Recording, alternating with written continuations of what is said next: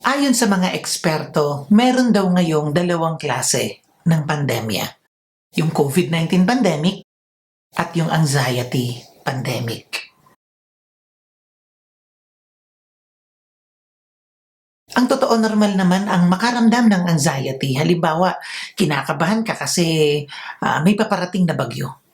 O kaya dinadagha yung dibdib mo dahil alam mong sasalang ka sa isang job interview.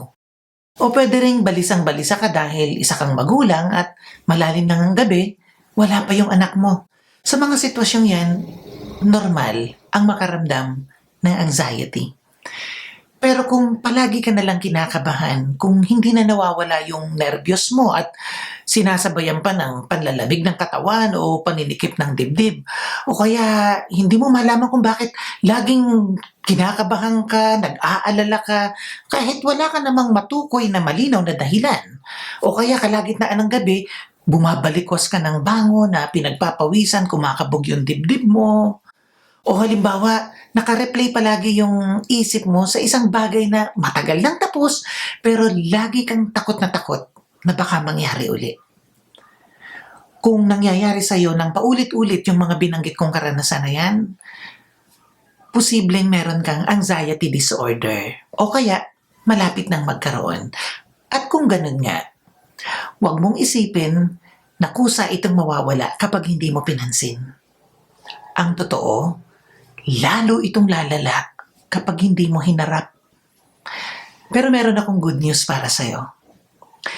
Kahit magtagal pa itong pinagdadaanan nating pandemya, itong mahabang karanasan ng kawalang katiyakan, o kahit buong buhay mo, paulit-ulit ka mang dalawin ng pangamba, pagkabalisa, nervyos, anxiety, posibleng pumanatag.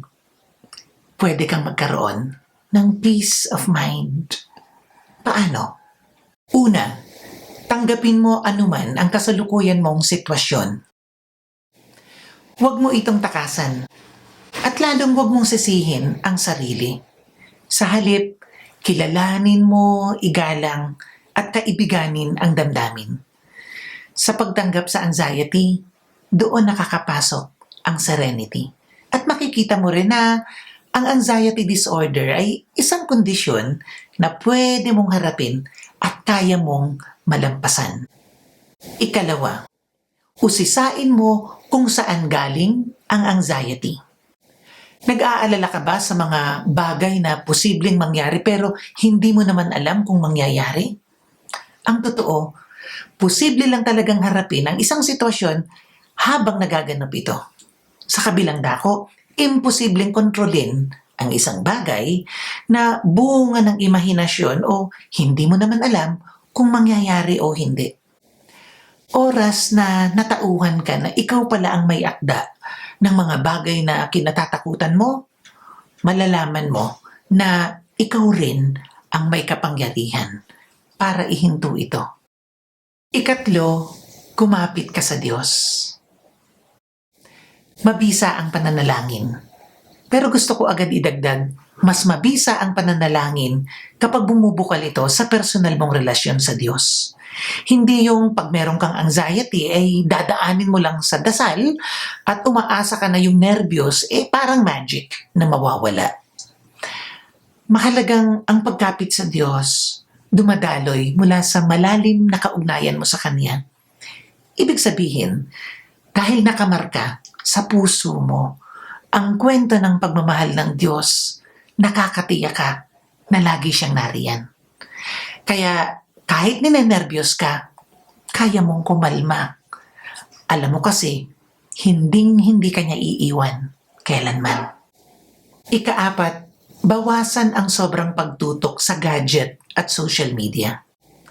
Minsan akala mo naglilibang ka lang, pero ang totoo pag napasobra ang pagbabad sa TV o sa computer o sa cellphone o anumang gadget, pagtawag mo sa kanila, di ba ang pakiramdam mo mas pagod ka at mas aburido?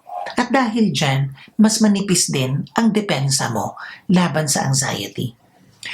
Instead, ang dagdagan mo ay yung pananahimik o yung tinatawag na solitude. Kahit 5 or 10 minutes lang everyday. Sa pananahimik kasi kung saan pwede kang mag-meditate o manalangin, yung malabo, lumilinaw at yung mabigat, gumagaan. Dagdagan mo din yung offline at old school human connection. Kung pwede nga, hingin mo dun sa mga taong gusto mong kausap na mag-bonding kayo. Mag-sharing kayo tungkol sa inyong mga pangarap, takot, pag-asa. Dahil ang meaningful conversation, mabisang panlaban sa anxiety. Bakit?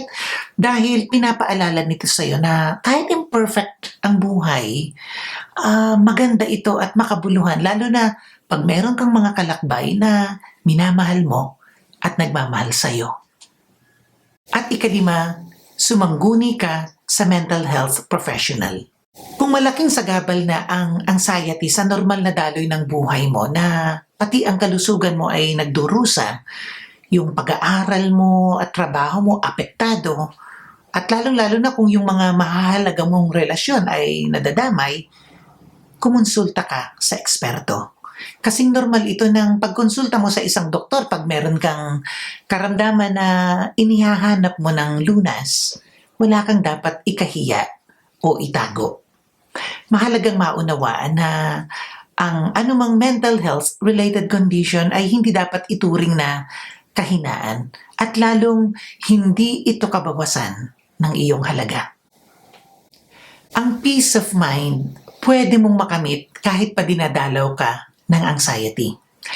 Kaya mong pumanatag, lalo na pag natanggap mo na bahagi ng buhay ang takot. Ang talagang paanyaya ay huwag magpaalipin sa takot. Tandaan mo ito. Hindi totoong mas malakas sa'yo ang anxiety. Alam mo kung bakit? Dahil anak ka ng Diyos. Kaya mas malaki ka.